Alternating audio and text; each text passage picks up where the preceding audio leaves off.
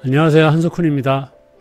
한국인 모두가 경축하고 있는 작가 한강의 노벨 문학상 수상을 축하하며 소수의 심사가 뒤틀린 이들 빼놓고요.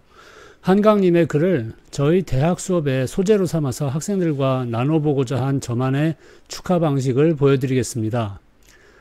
10월 10일 목요일 밤에 대학원의 야간 수업을 마치고 10시가 다 돼서 전철역 의자에 피곤한 몸을 기대고 열차를 기다리면서 핸드폰을 켜서 뉴스창을 연 저는 한강 노벨 문학상 수상이란 소식을 보고 깜짝 놀라서 앉은 자리에서 저도 모르게 오마이갓이라고 크게 외쳤습니다.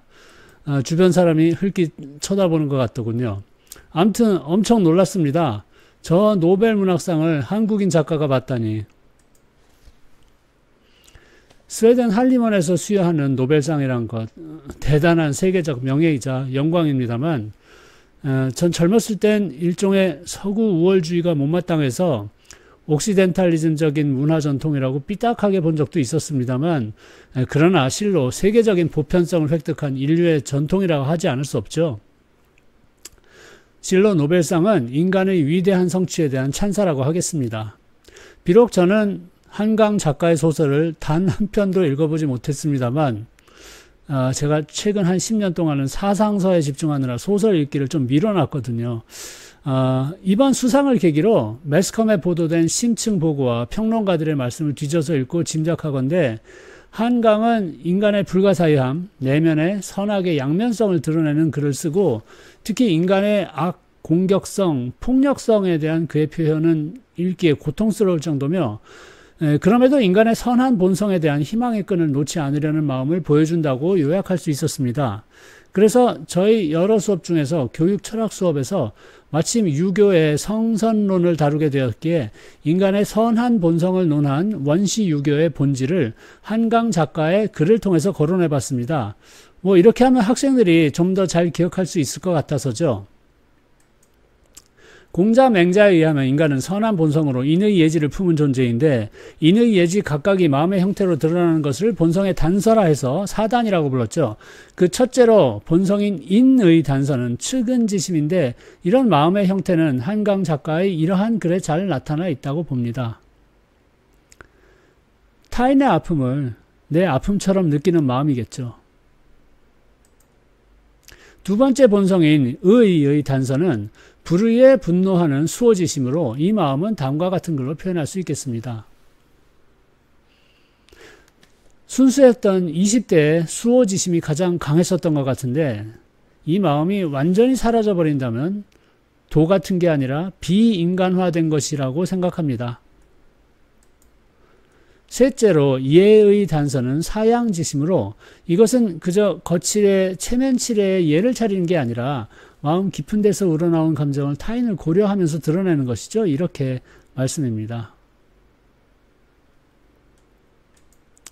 넷째 본성인 지의 단서는 시비지심으로 지성의 작용 또한 그 지향하는 바는 단순한 객관적 시시비비를 가리는데 그치지 않고 인간을 향한 사랑의 마음을 품고 있다는 것이고요. 다음 글이 이를 잘 보여주고 있다고 생각합니다. 저는 유교를 잘 모르지만 어쩌면 인간의 선한 본성은 인의 예지가 따로 노는 게 아니라 통합적으로 발동할 때 제대로 구현되는 것이 아닐까 하는 생각이 드는군요. 사실 저는 유교 자체 때문이 아니라 유교로 하늘과 땅과 이웃과 관계를 맺었던 우리의 선조를 구해내기 위해서 유교 교육적 전통을 학생들과 재음미해보려고 시도하는데요. 많은 돈을 들여서 유교 기념관이나 충효 문화관 등등을 건립하는 것보다 우리네 삶의 구체적인 생각과 감정으로서 유교를 이해해보는 것이 우리의 선조를 구해내는 더 효과적인 길이라고 믿습니다. 그리고 물론 저는 작가 한강이 유교적이란 말을 하는 건 조금도 아니지만요.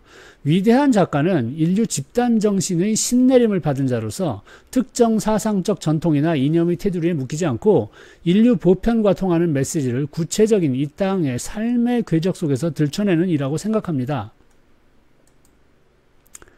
서강대 국문과의 우찬재 교수의 이런 평이 귀에 쏙 들어오더군요.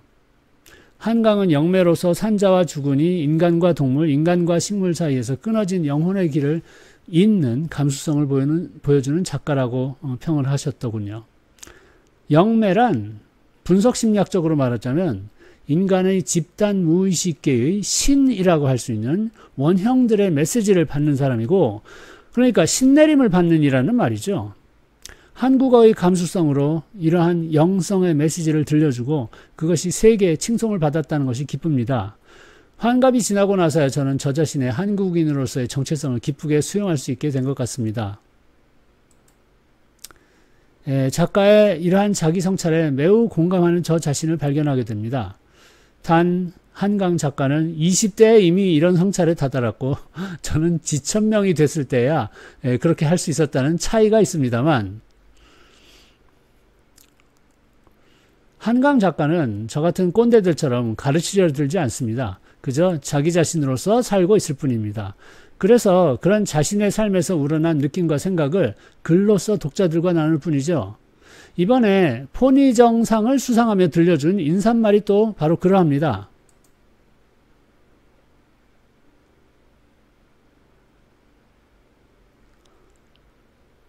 과연 나는 한강 작가가 글을 쓰며 보낸 시간과 같은 시간을 가지며 살아왔었던가 되짚어보게 됩니다. 다시 한번 한강 작가의 노벨 문학상 수상을 축하합니다. 이를 계기로 부디 한국인의 독서량이 증가하게 되기를 진심으로 기원합니다. 책 읽는 이들이 많아질 때 세상이 조금씩 나아질 것이라고 믿습니다. 그래서 제 책도 덩달아 몇 권 더 팔린다면 그 역시 좋겠고요. 제가 늘 강조하는 자기 실현, 개성화의 가치를 한강 작가를 보면서 또 느끼게 됩니다. 확실히 세상에는 빛나는 별과 같은 개인들이 있는 것이 참 좋습니다. 그래야 저 같은 범인도 그 별을 바라보면서 좀 더 높이 올라가 보려고 계속 걷게 되니까요.